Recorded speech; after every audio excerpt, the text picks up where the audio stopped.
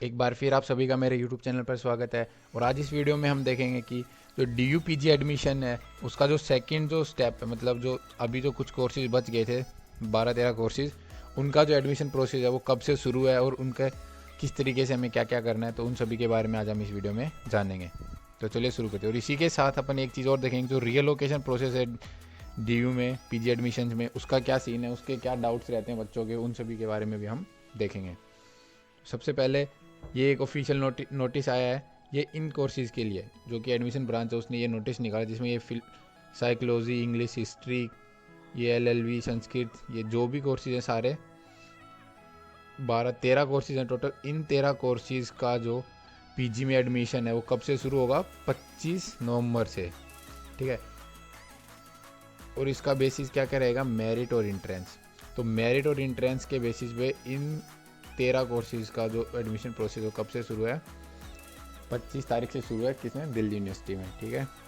इसके बाद इसमें यहाँ पे सब चीज़ लिखी हुई है कि इंट्रेंस बेस वाले का क्या सीन है। इंट्रेंस बेस में बेसिकली ये है कि जिन जिन के मार्क्स अपडेट कर दिए गए हैं उन सभी की लिस्ट लग जाएगी, ठीक है। और जिनके मार्क्स अभी तक अपडेट नहीं किए गए हैं, लाइक जिन्होंने एंट्रेंस दिया उनका रिजल्ट नहीं आया, तो उनका जो जो एडमिशन है वो होल्ड पे रखा जाएगा। और अगर इंट्रेंस में दो के मार्क्स सेम हैं तो उनकी वो कैटेगरी वगैरह वो सब देखेंगे। कैटेगरी भी अगर सेम है तो उसके बाद उनके ग्रेजुएशन में मार्क्स देखेंगे। इस तरीके से उनको प्रेफरेंस दी जाएगी। ये देख लीजिए, यहाँ पे ये साफ साफ लिखा हुआ कि अगर मार्क्स सेम है तो फाइनल ईयर वाली जो मार्क्स है उन पे प्रेफरेंस दी जाएगी। अगर वो भी सेम है तो उसके बाद उससे नीचे ईयर, फिर फर्स्ट ईयर और फिर 12th के मार्क्स के ऊपर देखा जाएगा। और जिनका अभी तक रिजल्ट डिक्लेयर नहीं है उनका एडमिशन होल्ड रखे जाएंगे। मेरिट बेस का भी सेम चीज़ है। मेरिट बेस सिर्फ उन्हीं के लिए अप्लीकेबल है जिन्होंने DU से पास किया, और इनके लिए वो जो ऑनर्स कोर्सेज हैं वही अप्लीकेबल है। इसी के साथ DU ने जो अपना जो डैशबोर्ड है, स्टूडेंट डैशबोर्ड है, उसके ऊपर वो काफ़ी टाइम से वो लिंक भी आ रखा है कि अपडेट योर मार्क्स। तो वहाँ पे जिनका भी रिजल्ट आ चुका है वो अपने मार्क्स वहाँ पे अपडेट कर दे। और मार्क्स अपडेट करते समय याद रखे कि कोई भी गलती ना हो, अपने अच्छे से 9.5 से मल्टीप्लाई करके जो भी परसेंटेज बन रही है 2 डिजिट तक उसको लिखना है, क्योंकि वही तुम्हारी परसेंटेज है जो कि तुम्हारे एडमिशन में काउंट होएगी, जिसके बेसिस पे तुम्हारी मेरिट लिस्ट लगेगी। और ये भी लिखा हुआ है कि ये जो एडमिशन की जो मेरिट में जो मार्क्स अपडेट करने की जो टाइम है वो क्या है? 23/3/2020, मतलब 23 तारीख तक आप इसको अपडेट कर सकते हो अपने मार्क्स वगैरह जो भी। और इसमें भी सेम चीज़, अगर मार्क्स दो के सेम आ गए तो उनको किस तरीके से प्रेफरेंस दी जाएगी, जो कि उनके ग्रेजुएशन में मार्क्स, फाइनल ईयर में कितने मार्क्स, फिर उसके बाद सेकंड ईयर, उसके बाद फर्स्ट और उसके बाद 12th, इन सभी के बेसिस पे उनको प्रेफरेंस दी जाएगी किसका एडमिशन होगा और किसका नहीं। और ये हाल ही का नोटिस है 21 नवंबर 2020 का। तो जिनके भी ये 10 या 13 कोर्सेज हैं वो सभी इन चीज़ों का ध्यान रखें कि अपने मार्क्स अपडेट कर लें। दूसरी चीज़, जो 13 कोर्सेज है वो ये ध्यान रखें कि जब भी उनको लिस्ट लग जाए उसके बाद उनको जो भी डॉक्यूमेंट वगैरह अपडेट करने हैं वो सब एकदम अच्छे तरीके से करें। और ध्यान रखें कि सेल्फ टेस्ट भी कर सकते हो, बिना सेल्फ टेस्ट किए भी कर सकते हो, उसमें तो कोई दिक्कत नहीं है। लेकिन जो भी चीज़ें अपडेट करें वो एकदम सही ढंग से अपडेट करना और टाइमली अपडेट कर देना, ताकि तुम्हें कोई दिक्कत ना आए।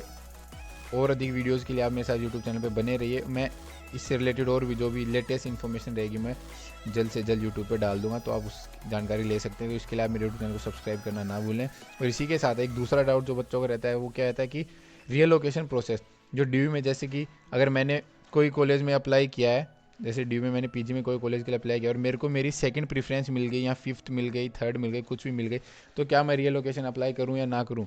तो मेरा कहने का मतलब ये है कि मैं रीअलोकेशन प्रोसेस अप्लाई कर सकता हूँ। क्यों? क्योंकि रीलोकेशन प्रोसेस का मतलब क्या होता है कि वो बंदे अपनी कॉलेज चेंज करवाने के लिए अप्लीकेशन डाल सकते हैं जिनको फर्स्ट प्रेफरेंस की कॉलेज नहीं मिली है।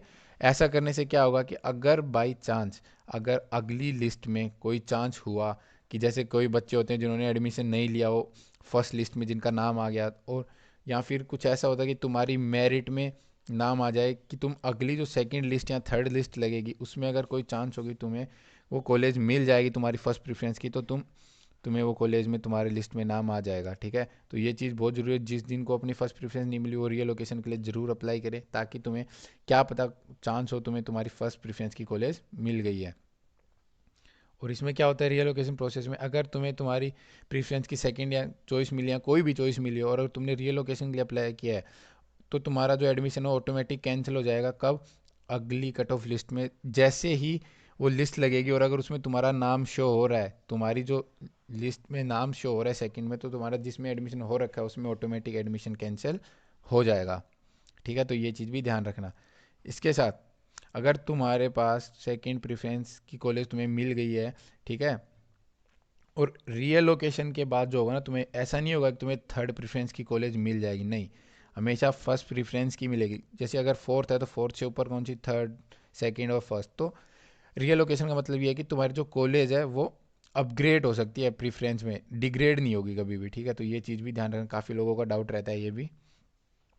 और रियल लोकेशन प्रोसेस के लिए अप्लाई कब करना चाहिए ये भी पता होना चाहिए कि जब भी अपन कॉलेज में एडमिशन हो गया, लिस्ट में नाम आ गया और जब हम फ़ी पे करने के लिए जाएंगे ना, तो वहाँ पे हमें एक बाकायदा एक ऑप्शन लिखा होता है कि क्या आपको रियल लोकेशन के लिए अप्लाई करना है नहीं करना, तो उसमें उसमें आप यस कर देना, तो फिर आप रियल लोकेशन के लिए अप्लीकेबल हो जाएंगे।